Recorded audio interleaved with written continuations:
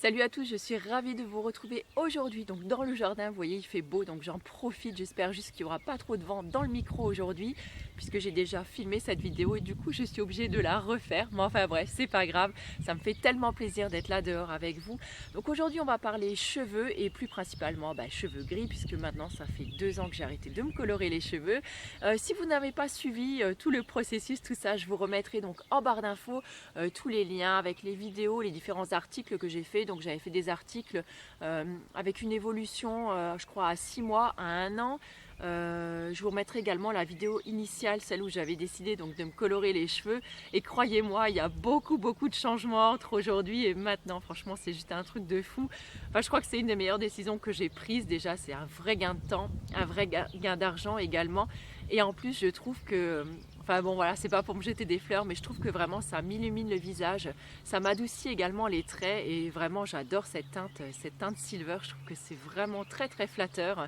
Et voilà, je crois que j'ai pas grand chose en fait à vous dire finalement aujourd'hui sur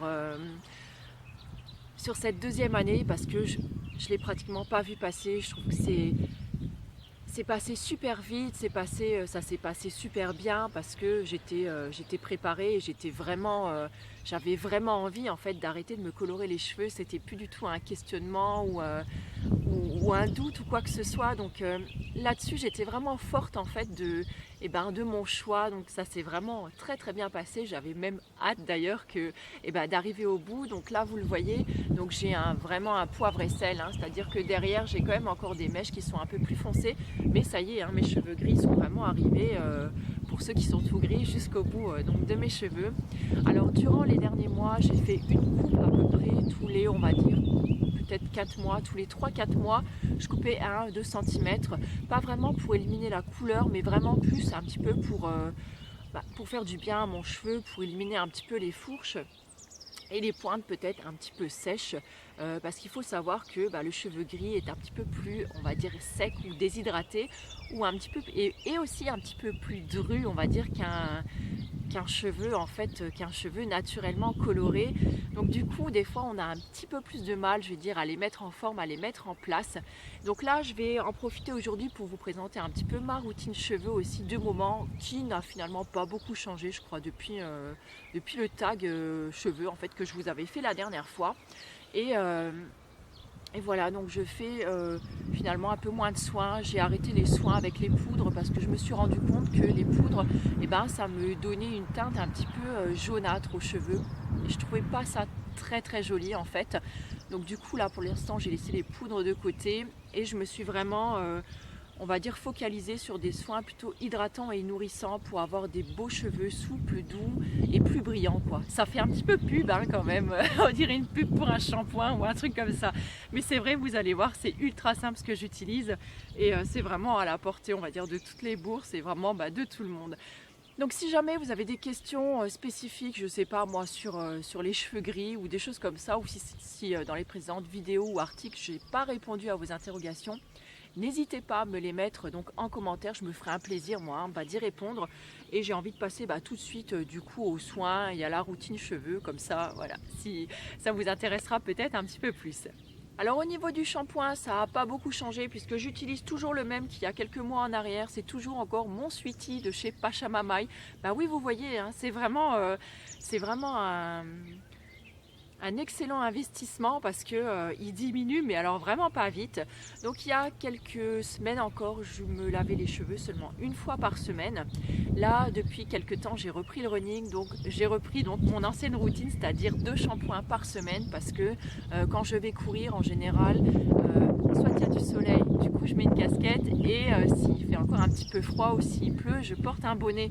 Donc forcément, comme j'ai la tête couverte et que je cours environ 1 heure, je transpire donc beaucoup de cuir chevelu, et donc la case nettoyage des cheveux est vraiment indispensable pour moi.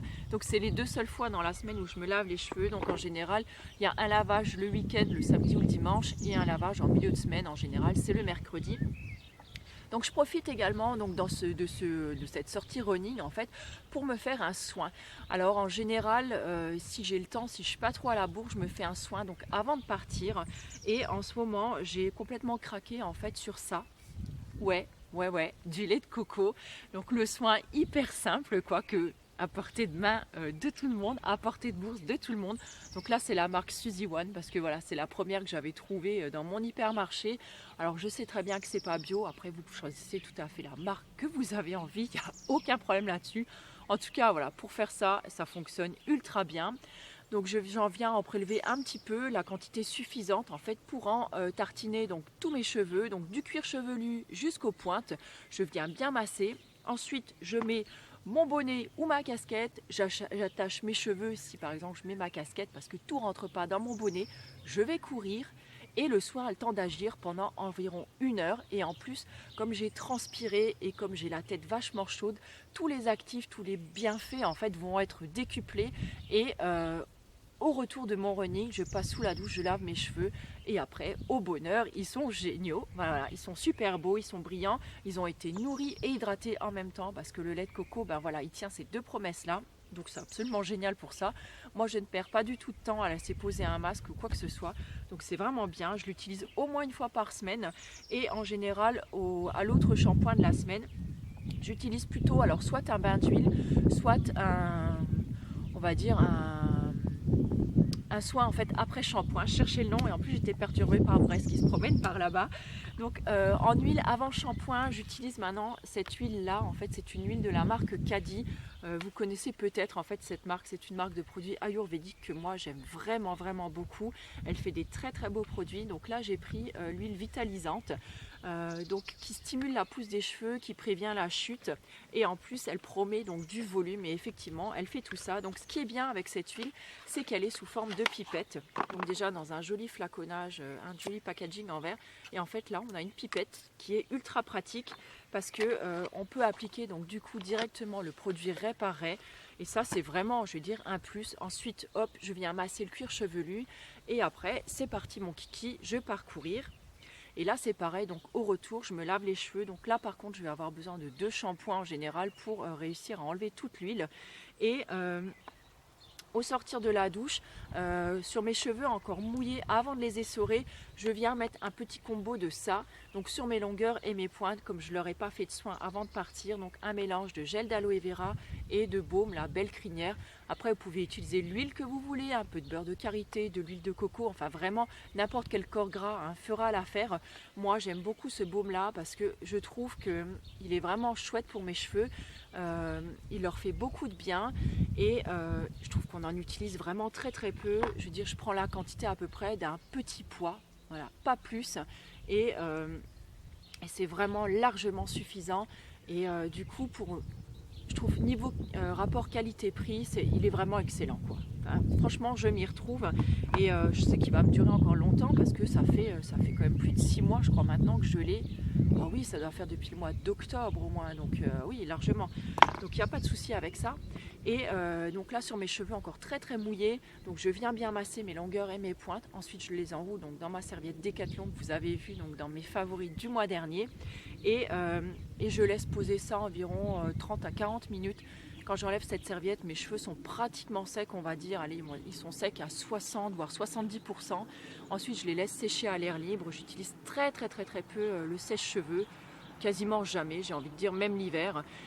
Et ça m'arrive de temps en temps, on va dire quelques fois dans l'année, de me lisser les cheveux. Mais voilà, je veux dire, c'est très rare. Et si vraiment je ne fais pas ce soin-là après mon shampoing, j'ai découvert ce petit produit là très récemment. Je l'ai utilisé hier d'ailleurs sur mes cheveux, donc après le running. Donc c'est l'après shampoing en fait douce nature, donc à l'argan. Je l'avais vu sur la chaîne de Miss Manu au naturel. Si vous ne connaissez pas sa chaîne, c'est une chaîne où elle parle principalement, on va dire, des soins cheveux et franchement elle est ultra inspirante. Cette fille, elle a l'air ultra gentille. Moi j'adore regarder sa chaîne et ses vlogs notamment, et elle fait plein de soins à ses cheveux. Elle a des cheveux absolument sublime. Donc vraiment elle m'a donné super envie de tester ce baume et je l'ai direct commandé et je suis vraiment pas déçue. En plus je trouve qu'il a une petite odeur un petit peu comme les soins solaires. Vous savez, quand vous partez en vacances, ça sent le soleil, ça sent les vacances. Franchement c'est ultra agréable et ça fait vraiment des cheveux tout doux, très beaux. Par contre ça m'enlève un petit peu les boucles, mais bon c'est pas grave, ça me fait un cheveu on va dire qui est un petit peu plus propre, on va dire, que quand j'ai voilà, quand j'ai une grosse touffe sur la tête. Mais franchement, je crois qu'il est très très prometteur.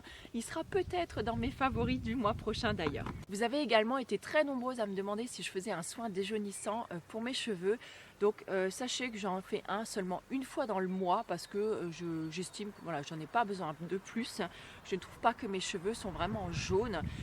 Et alors là, je prends tout simplement donc, mon lait de coco, auquel je mets 2 à 3 gouttes d'huile essentielle, donc de camomille allemande. C'est la camomille qui est un petit peu, enfin pas un petit peu, mais qui est totalement bleue en fait à l'intérieur.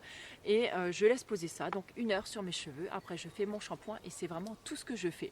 Donc je suis en train de travailler entre guillemets, j'aime pas trop dire ça, mais sur un shampoing solide en fait, spécial donc pour les cheveux gris. Donc il va falloir me laisser un petit peu le temps de, voilà, de bidouiller ça. Mais voilà, j'ai eu un petit peu de mal à trouver les plantes que je voulais mettre dedans parce qu'elles étaient un petit peu en rupture de stock. Donc là, je pense que je vais pouvoir essayer de travailler cette recette-là. Si elle est au point, si elle est pas mal, je vous la mettrai sûrement en ligne. Pas tout de suite, hein. Par contre, il me faudra me laisser le temps de la tester et tout. Mais promis, je vous tiendrai tout ça au courant si ça peut vous intéresser. Mais voilà, sinon, vous voyez, il y a vraiment rien de sorcier voilà, pour entretenir les cheveux gris, on va dire. Il leur faut juste un petit peu plus de soins, on va dire, nourrissants, hydratants, parce que c'est des cheveux qui ont, voilà, tendance à être plus secs, plus rêches, beaucoup plus drus. En fait, ils sont beaucoup plus épais, j'ai envie de dire, que des cheveux qui sont naturellement pigmentés. Donc voilà, ils ont juste besoin d'une attention un petit peu différente. C'est également bien de les protéger du soleil parce que le soleil et les cheveux gris, voilà, ça fait peut-être pas le meilleur des ménages. Donc plutôt un chapeau, une casquette. Si vous sortez, voilà, essayez d'en prendre bien soin de vos cheveux. Si vous vous lancez dans l'aventure, écoutez, si vous avez envie qu'on discute, si vous avez un doute, si vous avez une baisse de morale ou quoi, n'hésitez pas à m'envoyer un petit mot. Je vous mettrai également le lien d'un groupe duquel je fais partie en fait. C'est Soyons fiers de nos cheveux gris, un groupe Facebook. Et franchement, c'est vraiment un groupe avec des filles et des gars totalement bienveillants. On s'encourage entre nous, on partage nos photos et voilà, ça fait vraiment beaucoup de bien. En attendant, moi je vous souhaite une très très belle journée. J'espère que cette vidéo vous aura plu. Si vous avez des questions, n'hésitez pas à me les mettre. En attendant, écoutez, je vous embrasse bien fort et je vous retrouve très bientôt. Ciao.